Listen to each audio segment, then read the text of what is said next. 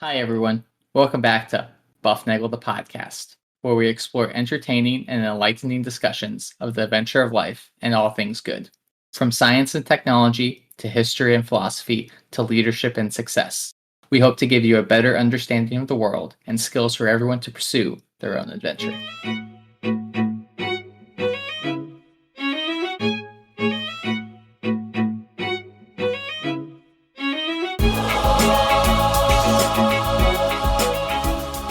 Ladies and gentlemen, welcome back to Bufnagle the podcast, where it's going to be a great day, as Rafe has always informed me. And Jamie looks over at me, gives me a sly look. So you've been listening. You've been listening to the whole episodes. That's right. See, the advantage of being the co-host and the sound editor is that I get to take clips of certain things I hear and store them for posterity, for future use. Yeah, for use anywhere I want to put them. So, yes, I'm developing a catalog of these things. How deep is that catalog? Is it just one phrase right now, or are there others that you have saved? There's just a couple of them in there, but I'm looking for opportunities to do more of them. So, anyway, so what do we do here? Yeah, well, we talk about all things good in the pursuit of the adventure of life. That's right. And I'm Harry. I don't know if I introduced myself yet. Yes, I'm Harry. Rafe is with me. And yes, Rafe, how are you? Hey, I'm great. It is a great day to be doing a podcast with you. And one of the reasons that it's a great thing to be doing a podcast with you is that we have great listeners. They have made us a global top 10% podcast. We are always reachable at bufnagle@bufnagle.com. Remember to share the love, share the buff, tell people about the show. You are our marketing arm. So, So get working. Start earn your keep. Start earning all the goodness all the Bufnagle goodness you get from the show. Send us a 5-star review. Tell your friends to listen, and they will get a free episode. You will get a free episode. Hit the subscribe button, hit the like button, the smiley stars, all those other things. Tell a friend to listen, like I said, and you will get a free episode. Harry, we have an unstructured show today that revolves. Yeah. And yeah, there's right now, so people have asked us this, how do you do the show? And it's not like they're asking. Usually I just show up with an email and I read the email as we go. Well, but what happens is it's not like, okay, people don't come to us and say, oh my God, you guys are so awesome. How do you do it? They're like, well, how do you do it? What do you do? And well, here's what we do. We think about a topic and we have a discussion in our pre-production meeting. And then one of us, typically me, goes out and kind of does some digging and kind of lays out a show outline, a map maybe of topics to talk about. And then I typically type them up in an email, because if I write them out, if it's just me, I will typically write them out on a sheet of paper and draw some lines connecting ideas to each other. But if it's a joint show with Harry, then I will send him a list so he knows where we're going. And then we kind of start at the top and go down there. And we don't have things like the exact sentences always written out, but we'll have the ideas and the topics. Quotes that we want to know. Anytime we read quotes, those are always written out in full with page numbers, if page numbers are applicable, and that type of thing. Yeah, so we know where to find them, so we don't scramble through the book while you guys are listening. But the other thing is that the idea is this is a conversation that we're having, and we let you guys be part of it. And sometimes it's more of a monologue than a dialogue. And that's really good for the listeners too, I think, because that's kind of how I grew up in life. Right? It's like, we're gonna drive to high school this morning. All right, Dad, what topic are you teaching me today? We're going to talk. This eclipse thing has, Harry. This is not the first. Well, the one coming up, the eclipse coming up, is not the first eclipse that I've seen. I saw the one back in Nashville 7 years ago, whenever that was. But in 2012, in the summer of 2012, I saw the planet Venus eclipse the sun. Now, it didn't do a very good job because it's really small and the sun is really big. All right. And that was actually called the transit of Venus. And that won't happen again in our lifetime. They tend to come in pairs. There was one in 2008, one in 2012. And I didn't see the one in 2008 because it was cloudy, maybe, or I was on the wrong side of the planet or something like that. But I saw the one in 2012.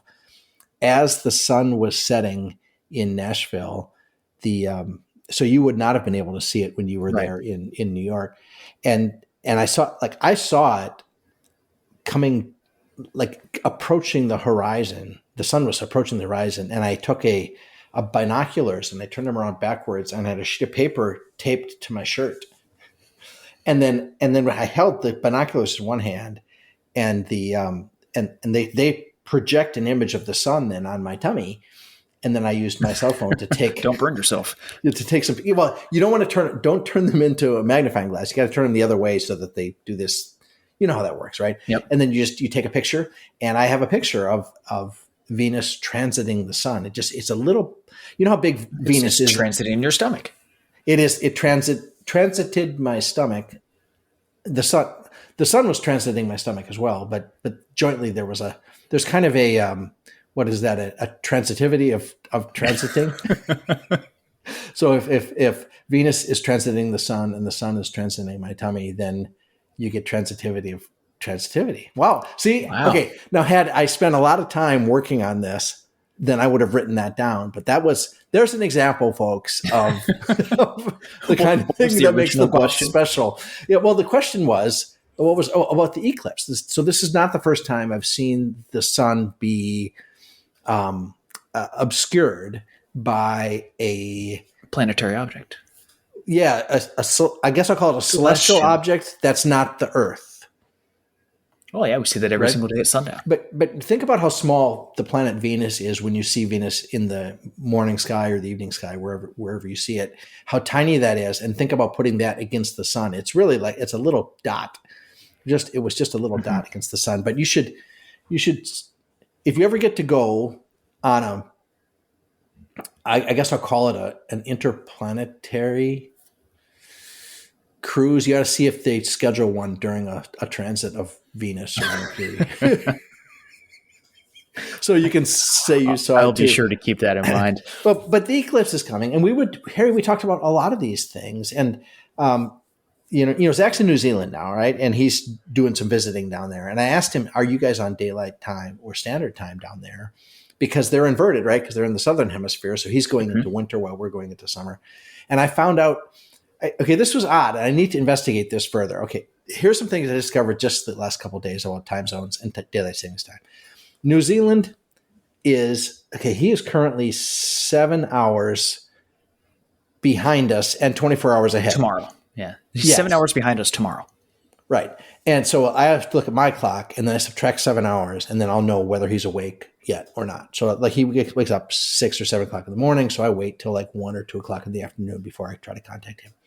But I asked him about daylight savings time, because when we went from standard time, which we went from Eastern Standard here in Indiana, which is dumb because we should be Central, right? When we went from Eastern Standard, which is dumb, to Eastern Daylight, which is dumber. Right? He went from 6 hours to 7. And I was like, well, is he ever going to go back? I mean, what's going to happen? So I asked him about daylight savings time, and he said, I don't know. I think we just stay. And he didn't investigate it. So I looked today, and I saw they do it in like 2 weeks, right? April 7th is their day. Yeah. Which would correspond to us. Okay. So they're going to fall back in the fall, which is their fall, which is our spring.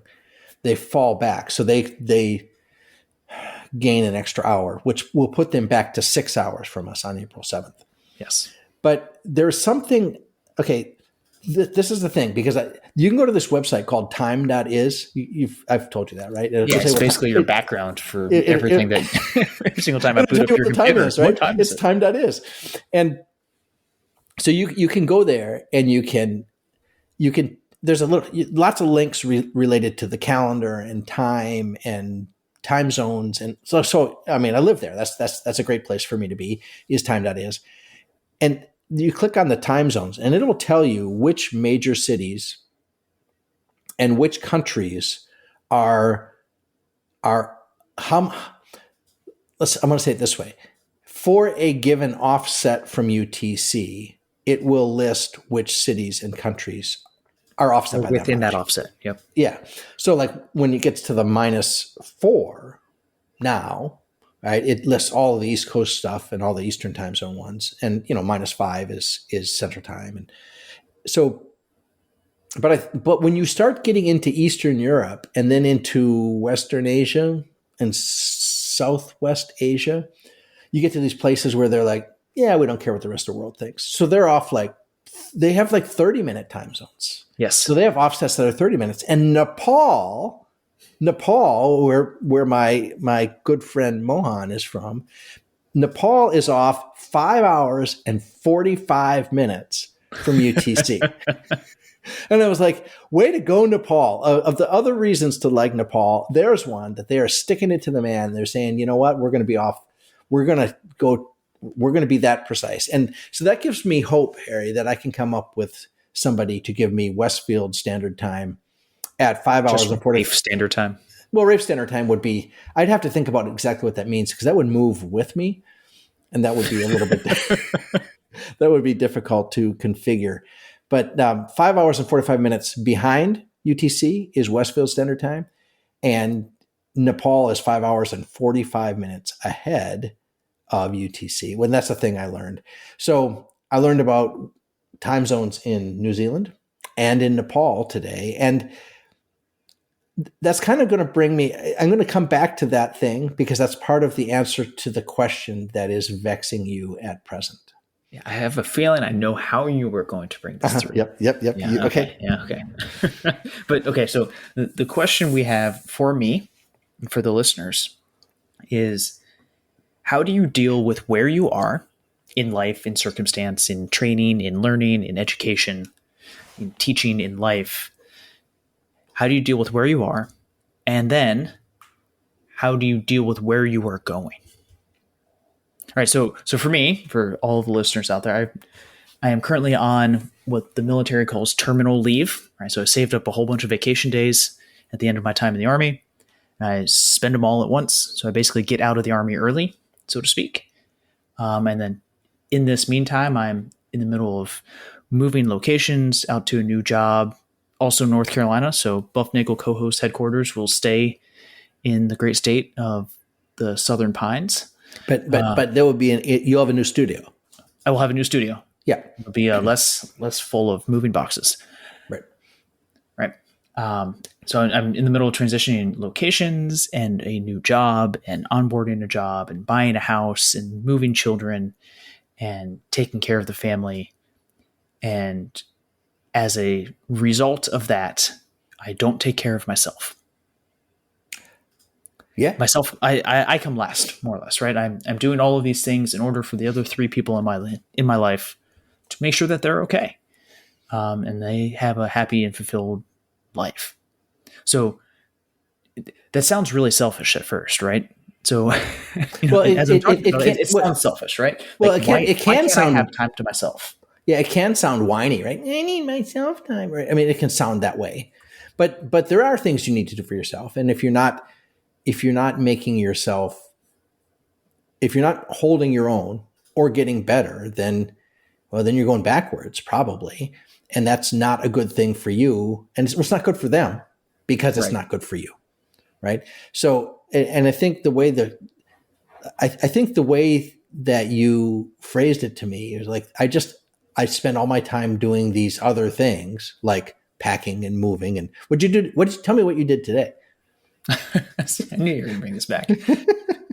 Today, I changed the slightly leaky toilet shutoff valve into a brand new shutoff valve that's working great. It's working perfectly. Yeah, and I'm going to come back to this. So you had this house that you're in right now was built in 75 or 76, something like that. So it's about 50 years old, and there are some valves. That little toilet shutoff valve where you shut it off where if you want to, I don't know, drain the tank or whatever. Yep. Right, and that was it was stuck, right?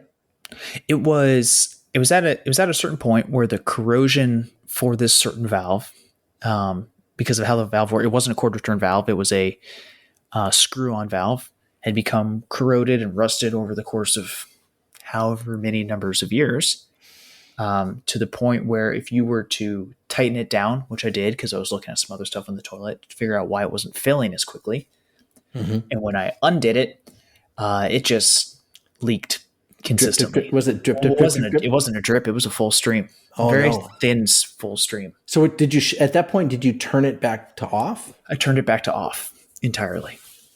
And so the bathroom was out of commission for 2 days. So while it was off, it still was off. I mean, it wasn't leaking when it was off. Right. It was only leaking when it was on. So you have a choice. Well, that's probably better than what can happen, which is you turn it off and the only thing it does now is leak. And it doesn't leak. It doesn't leak. It's not like the valve leaks where the water goes into the toilet then and fills it. Because what it'll do is it'll overfill, and the water will kind of drain through the toilet because it goes over the top of that little stem, right? Yep.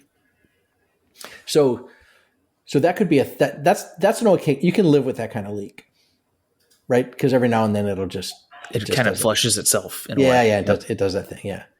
But the worst one is you shut it off, but now the water is coming out in a place where it's not supposed to come out. Right. So thankfully that was not the case. All right. But you repaired that. I did. Right? Yep. With thanks to your friend on the internet. Thanks to my friend Carlos on the internet. For those of you out there that have done home improvement projects or any amount of, let me figure it out so I don't have to spend $500 or $600 to have some guy come in.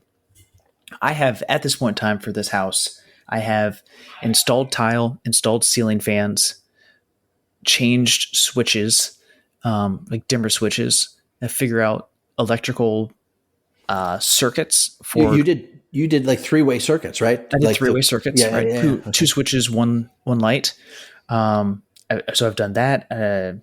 I've done changing of faucets, right? Installing new faucets, and now I've installed toilet valve. And you did the deck. Oh yes, and I thanks to you, rebuilt the stairs and stained the whole deck. So I've done a lot of different things in the house, and it's not that hard. But you have to put in the effort to read or watch videos and learn how it is done safely before you do it. And it might take the whole toilet shutoff valve probably took me 2 hours to do. I think if I were to do it again, it might take me 20 minutes. Well, that's actually when people talk about learning curve, okay, that's a term people use, and they use it actually in a manner that's inconsistent with how it was originally defined. So when people will say something like, well, learning the Linux operating system has a really steep learning curve. And what they mean by that is they mean that you spend a lot of time studying and working and a lot of energy and frustration, and only after several hours you actually be able to log in. And then you spend lots and lots and lots. The gain that you get from the effort you put in is at the beginning it's very small. The gain that you get for the effort you put in. Yep. Right. Now, other things are pretty easy. Like the iPhone's pretty easy. You turn it on, what's your name? And boom, next thing you know, you're making a phone call, right? I mean, so that's a what they call a flat learning curve. And that's a word that's used, and it's often used like that. But that's not really what learning curve means. Learning curve means that and you can go read the papers on this. This is part of like organizational development training and all these kinds of things. How do you get people to do a good job at work? How do you get the most out of your automatons? But the idea is that you take a task that somebody has to do, like in your case, change out a rusty toilet valve. And what you do is you time how long it takes for them to do the first one. And then you time how long it takes for them to do the second one. And then the third one. And the learning curve is that precipitous drop in effort and time required to accomplish the task. As I've done the task more as a function of multiple tasks. Not the inverse. It's not that the task itself has a learning curve, or the task has a learning curve because as you do it more times, you get better at it. It's not that it's just hard to learn.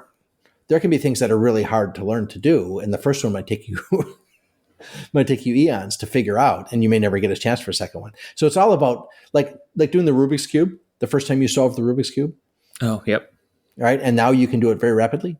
Mhm. And that's the same kind of thing. So it's part of that it's training yourself up. And I'll bet this, that the time it took you to do the toilet valve thing is part of a bigger set of learning curves around learning how, like, how to hold a pliers. I mean, like, there are people that don't know how to hold them, right? Sure. Right. And I think I brought this up to you. I was texting you during the middle of it because I took a picture like, hey, I got the old rusty valve off.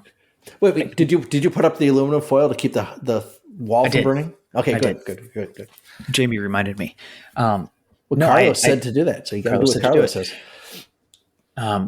No, but you mentioned all of these previous learning curves you have to do. So I have to know how to use pliers. That's important. I have to understand generally what the valve is doing, right? I have to understand water flow and gravity, right? Like, that seems really insignificant, right? But when the faucet above the toilet valve was still running for a really long time, and I'm mentally thinking to myself, why is this not working? Well, because I turned on the toilet valve to make sure it was completely flushed, and it kept going. I was like, why is this still going? It's like, well, that particular toilet valve is the second lowest point in the house. Yes. The first lowest point in the house is the valve outside of the house. Okay, see, I sent you that note this morning because I was thinking, if you try to do that valve and you just shut off the main, there's still pressure in the system. Right. And if you turn the faucet on next to the toilet, well, all the water will go off. all the water above you has to drain down. In fact, what you can do is you can actually, whenever I would drain them, I would go upstairs and open one of the valves up there too, so the air can go in and push everything out and as the water drains out the bottom. And I thought, I wonder if that valve outside is actually lower. So did you actually go drain it outside? I did drain it outside. Yeah. Well, right, so I have to know that. Yep. Good job. There was one particular thing I also had to remember, which was, how do you get an old rusty toilet valve off? Well, they're soldered. One bite at a time, right? One bite at a time, just like an elephant. Yeah.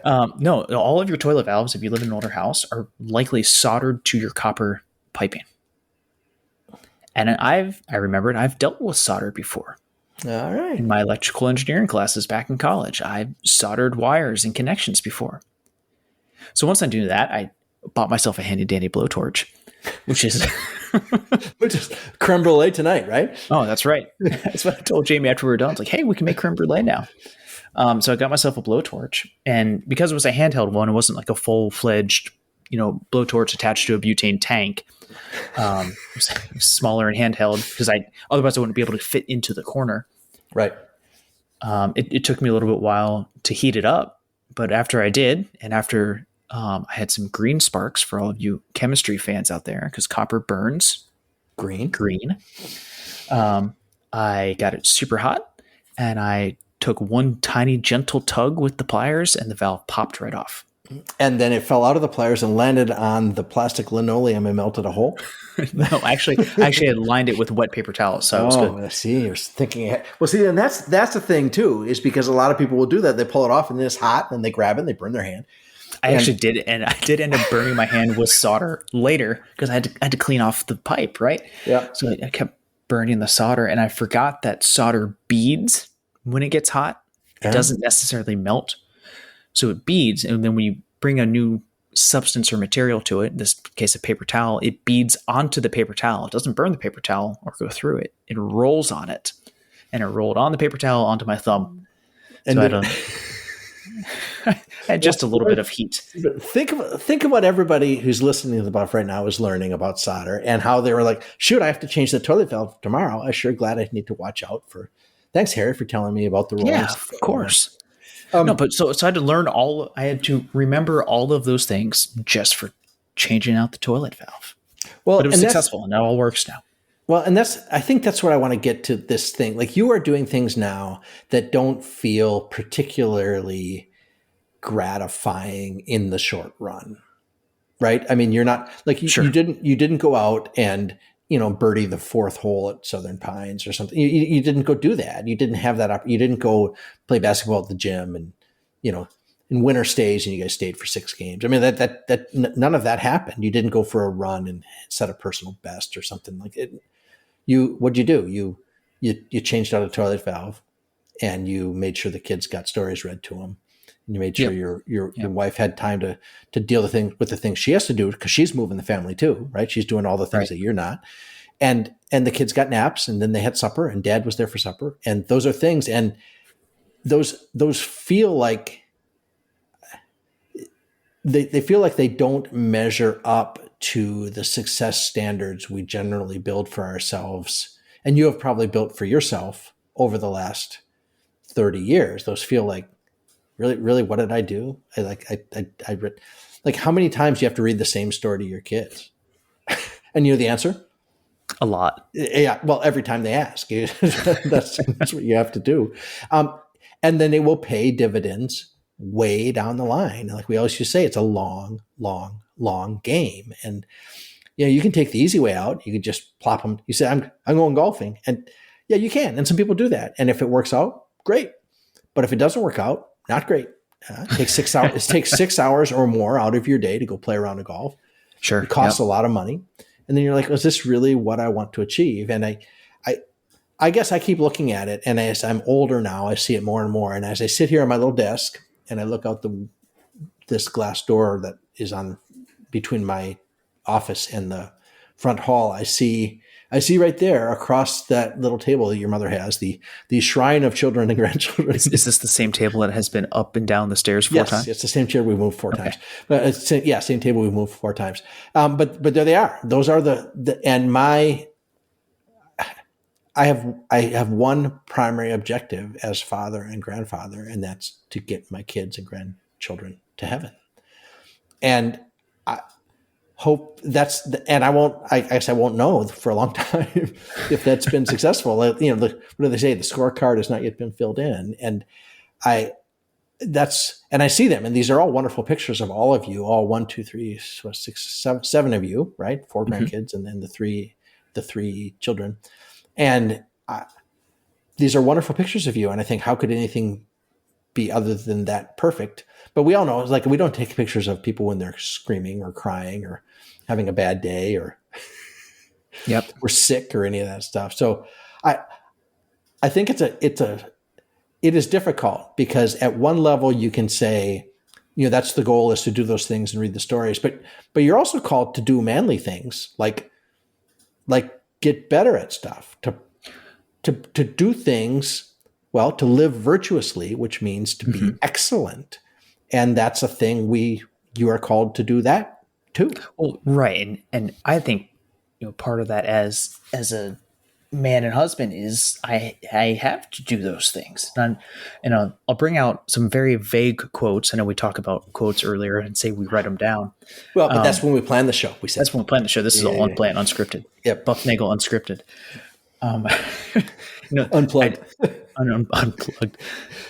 I read a quote not a very long time ago, probably 4 years ago, when Jamie was pregnant with Scotty. And it said, the reason men should go to the gym and completely exhaust themselves to the point of failure, to where their muscles are aching, they can't walk, everything else, is so that they can put their bodies through something similar to women going through childbirth. You should force your body to do hard things, because your wife is going to do it as well.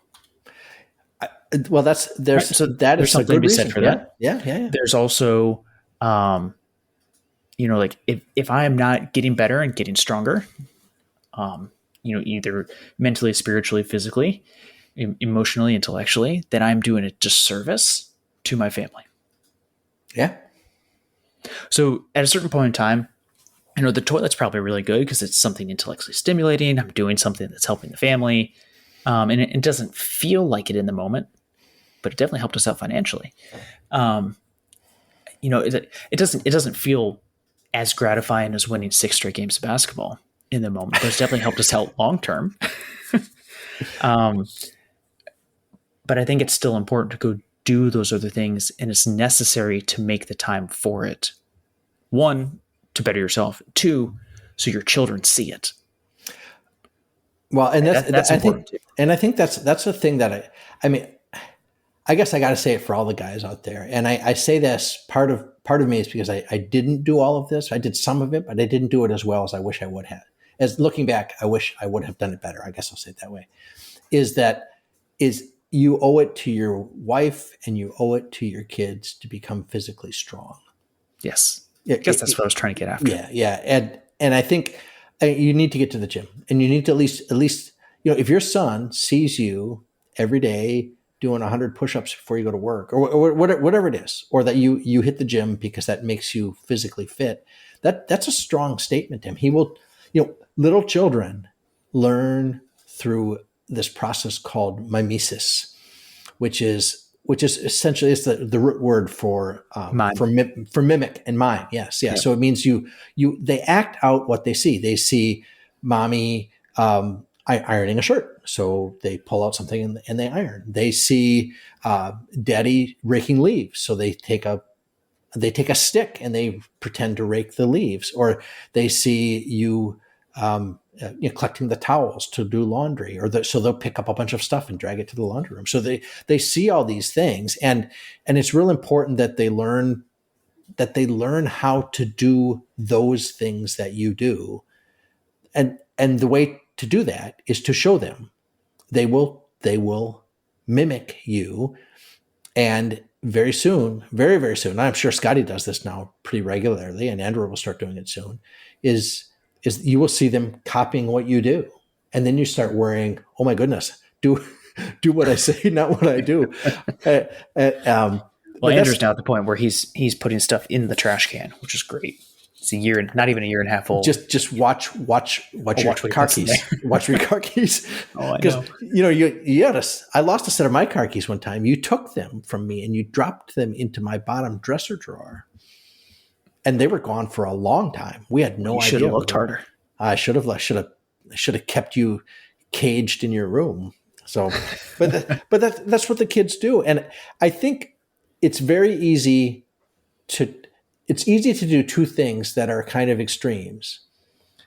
One easy thing is to say, well, I have to go do these guy things because this is my life and I have to do my thing. I'm going to go to the gym for 2.5 hours every day. And honey, well, sorry, you're screwed. I'm going to be at the gym because it's important that I look buff. On the other hand, there could be the thing. I was like, well, I just have to be home all the time doing. It's like, no, you have to. There's got to be kind of a middle of the road thing. We've talked a lot about that, about how to love both extremes but stay in the middle, right? So it is important to stay home, thing, right? Yeah, that's a Chesterton statement. Yeah, we did this a long time ago. We talked about that. You have to stay on the side of the road where you are doing the things that children need, and you have to also stay on the side of the road where you get to the gym and you do the things that you need. And I think you find once you get really serious about that, you will see all those things that are not that. You will see the silly stuff you do and as this time, the big one now is people spend time on their phones. They binge Netflix. They like what I keep thinking, like, I know I've said this, Harry, a million times, and everybody I know says this. Once I got retired, I have no idea how I had time for a job. I don't have any idea how to. Every day of mine is just absolute packed, and I'm thinking, don't tell your mom, but when she's down visiting you guys, I might get a new TV for the first time in 15 years, but I might not. But then because I keep thinking, what am I going to watch on TV? I don't ever watch television, but there's a space that needs a TV. So I'm thinking, you can watch it 17 times from September to January. I watch about 17 things between September and January. Oh, maybe 18 next year. Did you hear that?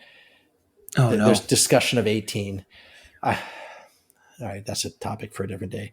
But get rid of the stuff that is not helping you achieve your primary goal, right? Yeah. Which is to love your spouse and to get your kids to heaven and your spouse to heaven and you too. So you all have a happy time there. That's what else would you do? And that pretty much answers the second part of the question is where you're going. Yeah. Where am I going? Well, and we talked about that because we said, we talked a little bit before we started going here about how, they say in order to do something well, you have to practice it 10,000 times. And And I always told you guys when we were playing basketball is it's not about practicing free throws if you're doing it wrong, if you're doing a bad job of practicing, right? It's not practice makes perfect. It's perfect practice makes perfect. So it's definitely frustrating. Yeah. Right. As a guy that has a couple of hobbies, to not be good at the things that you want to be good at. Yeah. And I think I've told you this. I don't know if I've said it on the podcast I am naturally good at running. Yeah. I know that's terrible. And I hate it. Yeah. Because nobody likes runners. Well, I learned this later in life as I know why people lift weights and not run. Because it's a lot easier to lift weights than it is to run. Yeah. And that's a thing that but you know what? You should do it because it's really good for your family and it's good for you. I mean, it does, like, is it good for me? Let me count the ways. I mean, the things that it does for you are great. But on the other hand, if you are running, I don't know, if you're running 10 hours a week, that might be too much. I mean, your family needs you there and you can always get up early. Yep. Yeah. And I think, I saw this a couple of years ago too. Somebody complained and said, I don't have enough time in my day. There's just too much going on. I have to work from 9 to 5. All right. So 24 minus 8 is 16. 16. We can't trust me to do math on this show. We've talked about it before. Well, right? 24 minus 8 is 16. Yeah. You need approximately how many hours of sleep to be decent? Well, let's give you 7, 8, maybe 9. We'll up it. We'll say it's 8. Say it's 8. All right. Okay. 16 minus 8 is 8. 8. That one I can do. All right. So you got 8 hours. So now you have 8 hours left in your day. We'll say that you commute for 30 minutes both ways because you have some kind of job. We're down to 7. You're down to 7. And taking up time to shower, hygiene, and food. We'll clump that all together. Yeah. We'll say it's 2 hours because you got to cook too, right? So now I got 5 hours. Then you got 5 hours. I'll bet you if a lot of people look at their phones and you look at the amount of time you spend on your phone, and it's approximately 5 hours. Yeah. But and I'll bet some of that's actually valuable. Like if your wife sends you a thing and says, "Can you pick this up on your way to work?" I mean, so there's I listen value to in YouTube videos instead of podcasts, particularly like when I commute. So some of that doubles up. Right? Yeah. So there's, but you're right. Go do good things. There's plenty of time. There is plenty of time to make the time. And I've heard someone say that you should spend half an hour every day in prayer, on your knees in prayer every day, in gratitude and thanksgiving, and to discuss your situation. And if you're really, really, really busy, then you need to spend an hour. And this all comes back to the Calvin Hobbes quote of Calvin looking at his microwave meal. And says, remember, this is back in like early 1990s, 1980s. He looks at the meal, 3 minutes? Who's got that kind of time? Yeah, that's right. That's the thing. Yes, that's where you are. And this video is 30 seconds long. I have to listen to a 30-second video? How long have you been wasting listening to the buff? That's the question, right? And you're saying, I'm not wasting time. Honey, it's the buff. That's what, just tell her, I'm listening to the buff. And, that's right. And all shall be well. Yeah, so I don't know, I guess your advice for me is keep going. Yeah. Do the good things. That's the same for the listeners. Keep going and doing the good things. That's exactly right. That's always been the attitude here. Yeah. And we want you to do what 3 things, Harry? Seek the good, live virtuously, and flourish, and enjoy the adventure of life.